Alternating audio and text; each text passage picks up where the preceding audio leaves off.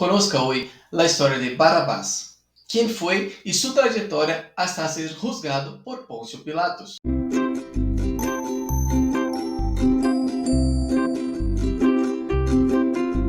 Hola, ¿cómo estás? Bienvenido al canal Conociendo el Espiritismo. Mi nombre es Kaique Lima y hoy les contaré la apasionante historia de Barrabás que pocos conocen.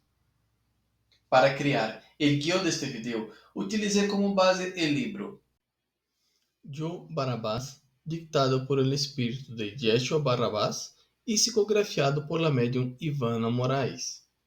Para los vídeos de diciembre, les compartiré algunos relatos del libro hablando un poco sobre Barrabás, Judas, Pedro, María y Jesús. En el espiritismo, la figura de Barrabás es vista como un ejemplo de redención y oportunidad de cambio.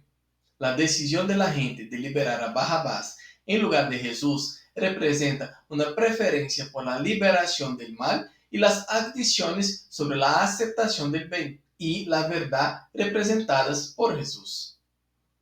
Para comprender y practicar las enseñanzas de Barrabás en el espiritismo, es fundamental buscar la transformación interior, abandonando los vicios y cultivando las virtudes para seguir el ejemplo de redención representado por Barrabás.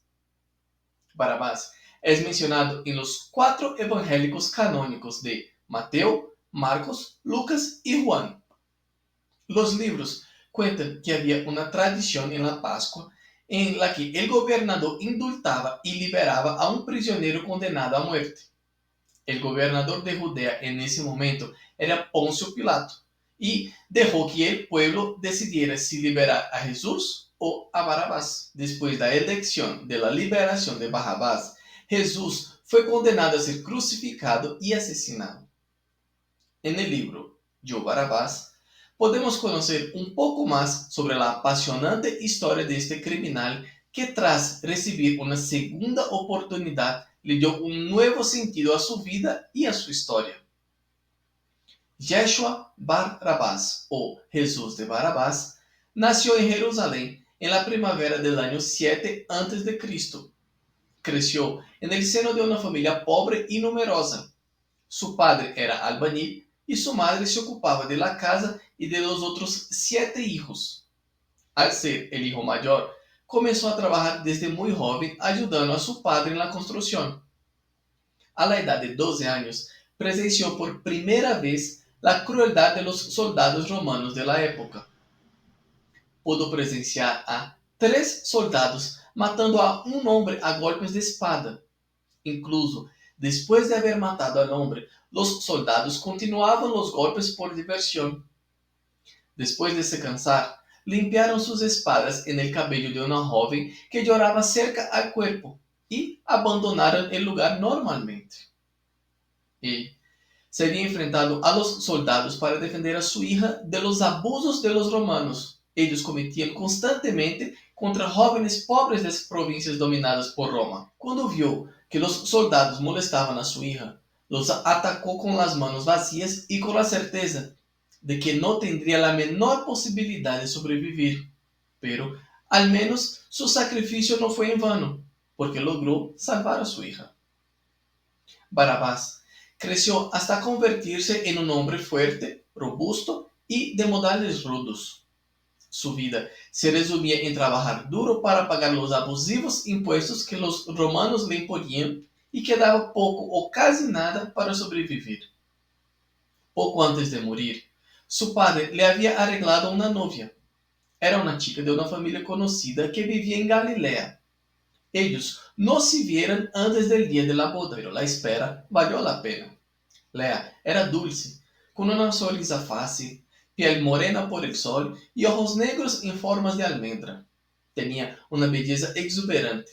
Barrabás la amó desde el primer momento en que la vio.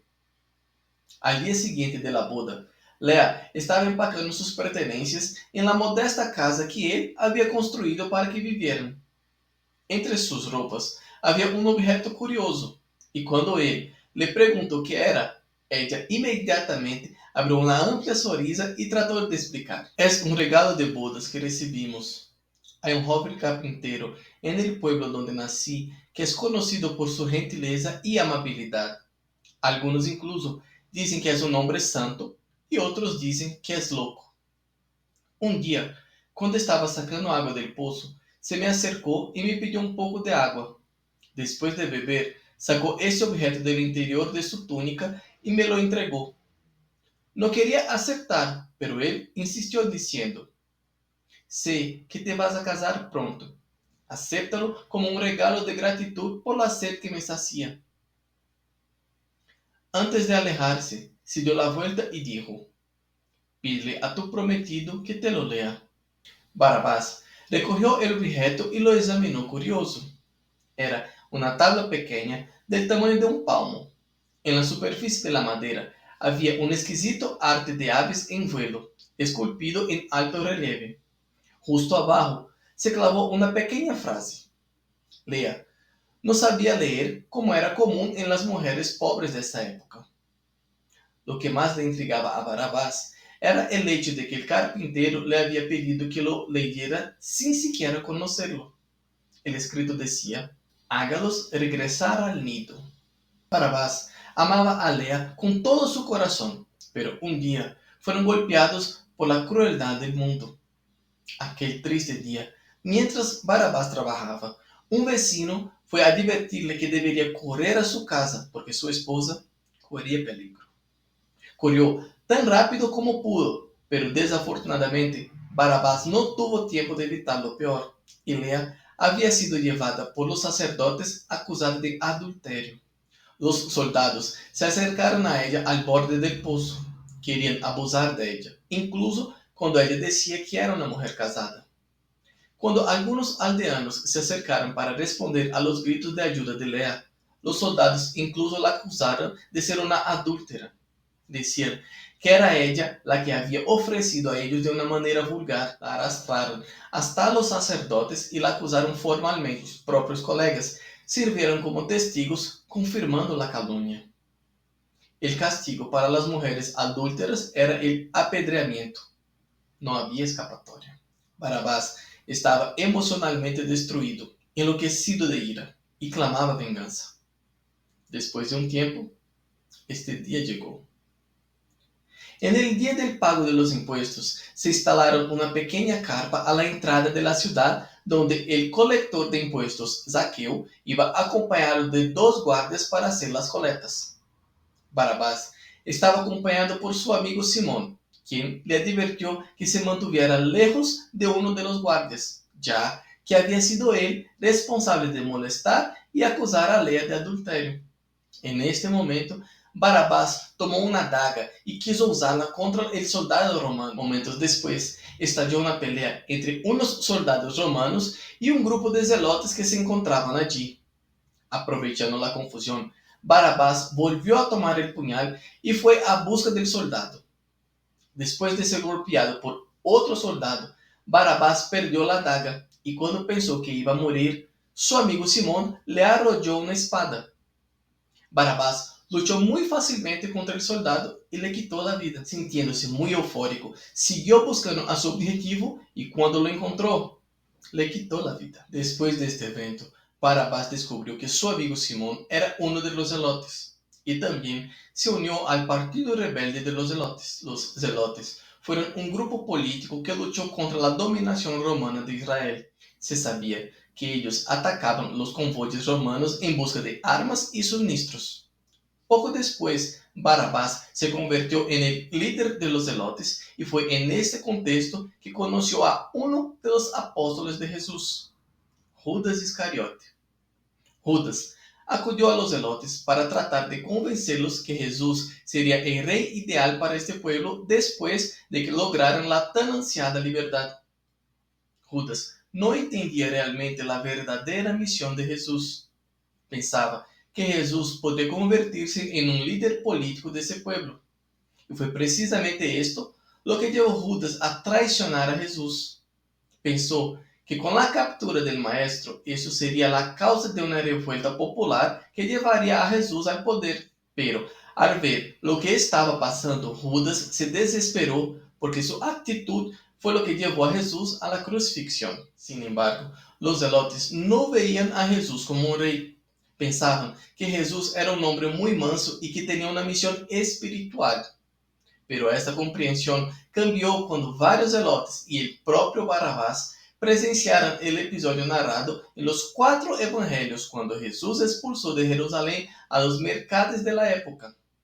En ese momento, vieron a Jesús lleno de una ira divina, con una autoridad espiritual irresistible. La mayoría de los puestos de venta de animales allí eran propiedad del hijo de Anás, el sumo sacerdote del templo. En medio de los gritos de los cambistas, los mugidos de los animales que pasaban, el olor de las heces de vacas, cabras y palomas y la impaciencia del público, Jesús tuvo una actitud sobresaltada. Tomó de las manos de un joven las cuerdas con las que estaban atadas 12 vacas, las soltó y salió a soltar a todos los demás animales que encontró frente a él. Con una destreza impresionante, dirigió los animales que salieron rápidamente del patio sin que nadie pudiera detenerlo. Todo eso lo hizo con zancadas largas y decisivas ante la mirada atónita de sus discípulos. Aprovechándose de la actitud de Jesús, algunos jóvenes indignados comenzaron a derribar los puestos de los cambistas y a esparcir las monedas por todas partes. Poco después, los guardias romanos irrumpieron en el patio para poner fin a los disturbios. En medio del pánico, pudieron oír la voz de Jesús que gritó con firmeza: "La casa de mi Padre debe ser una casa de oración. Lo has convertido en cueva de ladrones". Algunos sacerdotes salieron a las arcadas del templo para ver qué sucedía. Jesús les señaló con el dedo diciendo: "Ay de vosotros, escribas y fariseos hipócritas. Cierran las puertas del cielo a los hombres, no entran allí y no dejan entrar a los demás. Son como sepulcros blanqueados por fuera y llenos de podredumbre por dentro. Cuelas un mosquito y te tragas un cabello. Ciego, limpian el borde de las tazas y platos, pero por dentro lo dejan llenos de suciedad. Trata de limpiarte primero desde el interior si quieres realmente ser puro". Barrabás se quedó parado apreciando las palabras de Jesús y en este momento de descuido fue identificado por los soldados romanos, considerando que él era el hombre más buscado de la región. Cuando volvió en sí, no hubo más tiempo para escapar. Barrabás fue arrollado a un calabozo inmundo, pero antes de eso, los soldados se aseguraron de darle la bienvenida llenos de sentimientos de venganza por los compañeros que había matado. Lo golpearon hasta que ya no pudieron más y luego lo metieron en la cárcel. 3 días después, fue llevado, empujado y con las manos atadas al palacio de Poncio Pilato, gobernador de Judea. Era él que tenía más motivos para querer la muerte de Barrabás, ya que a causa de las insurrecciones y muertes de soldados que habían promovido, el gobernador fue duramente reprendido por César, que estaba ansioso de ver a los culpables en prisión y castigados de manera ejemplar. Barrabás fue conducido al balcón del palacio, desde el cual se veía toda la plaza de la ciudad, y allí también fue llevado Jesús. Era de una grandeza magnífica, aunque estaba visiblemente desgastado y cansado, con ropas sucias y rasgadas y las manos atadas. Una misteriosa majestuosidad emanaba de todo su ser, con un perfume que se extiende por el aire. Su piel estaba quemada por el sol, su barba era espesa y tenía una mirada que no delataba el menor signo de miedo. Por un momento miró a los ojos de Barrabás, que se sentía pegado al suelo. Su mirada lo había atravesado de tal manera que temía desmayarse. Era una mirada llena de misterios que aún estaban más allá de la comprensión de todos. Pilatos entró en el balcón acompañado de Anás y de su yerno Caifás. Jesús de Barrabás y Jesús de Nazaret. Miró a Jesús, que permanecía inconmovible, y luego a Barrabás, una figura triste y grotesca, desafinada al lado de aquel hombre insólito. Pilatos se volvió hacia la multitud y comenzó a hablar. "Tengo 2 prisioneros aquí. Y como es costumbre en Pascua liberar a un prisionero elegido por el pueblo, pregunto, ¿a quién?". debería dejarlo ir. A Jesús de Nazaret, acusado de subvertir al pueblo e incitarlo a rebelión, desincentivando el pago de tributos a César y que se llama el rey de los judíos y predica la fundación de un nuevo reino, o Barabás, acusado de rebelión contra César, saqueo y homicidio. ¿A quién debo liberar? Para gran sorpresa, la gente comenzó a gritar: liberten a Barabás, danos Barabás. Pilato pareció muy sorprendido. ¿Y qué debo hacer con Jesús? Crucifícalo, gritó la gente. Pilato se pasó la mano por la cara en un gesto de total descontrol. Ahora bien, era de vital importancia para él que Barabás fuera castigado. Era una gran oportunidad para recuperar su prestigio con César. Pero si lo soltaba, estaba en una posición incómoda. Pero la gente insistió y Anás presionó. Si sueltas a este hombre, diremos que no eres amigo de César. Pilato se sonrojó de ira, pidió que le trajeran una cuenca de agua y se lavó las manos delante de todos diciendo: no encuentro ninguna culpa en este hombre que justifique la crucifixión. Para mí no es más que un soñador, pero si así lo desean, me lavo las manos de la sangre de este hombre. La multitud se regocijó al ver cumplido su deseo. Anás y Caifás se retiraron lentamente con una sonrisa maliciosa en sus rostros. Antes de que los soldados se lo llevaran, Jesús todavía miró a Barabás con una profundidad indescriptible y le susurró: hágalos regresar al nido. La misma inscripción que un joven carpintero había puesto en la tablita que le habían dado a Lea antes de casarse. Para Barabás era difícil creer que lo dejarían ir sin represalias. Pasó por las calles más desiertas de la ciudad tratando de esquivar a alguien que pudiera estar siguiéndolo. En un callejón oscuro, robó algo de fruta y pan de un vendedor sin que él se diera cuenta. Fue al final de este callejón donde se encontró con un curioso personaje. Un hombre estaba acurrucado en un rincón, temblando y llorando como un niño. Pensó en hacerse a un lado, pero algo llamó su atención. Reconoció a ese hombre. Era uno de los discípulos de Jesús. Barabás lo había visto muy bien en el día que estuvieron en el atrio del templo. Era uno de los que más se acercaba al Galileo, siempre protegiéndolo del acoso de la turba.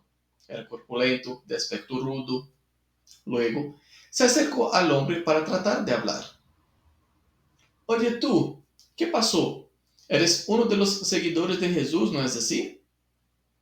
Se levantó aterrorizado, tratando de ocultar su rostro. No sé de qué estás hablando. Déjame en paz. Y corrió por el callejón. Barabás siguió su camino, cada vez más intrigado por la actitud de aquellas personas y por la historia de Jesús de Nazaret. Se escondió en una tumba abandonada, se alimentó y durmió. Un rato después, se levantó un poco desequilibrado y descubrió que efectivamente el suelo estaba sufriendo ligeros temblores y se dio cuenta de otro hecho extraño. Estaba completamente oscuro. No estaba seguro de cuántas horas había dormido, pero recordaba haber sido liberado alrededor de la tercera hora. Todavía no podría ser de noche. Extraños relámpagos cruzaron el cielo y comenzó a caer una lluvia torrencial. Había carreras por todas las partes, como si el mundo estuviera acabando. La gente se refugió en sus casas, cerró puertas y ventanas y clamó por la misericordia de Dios.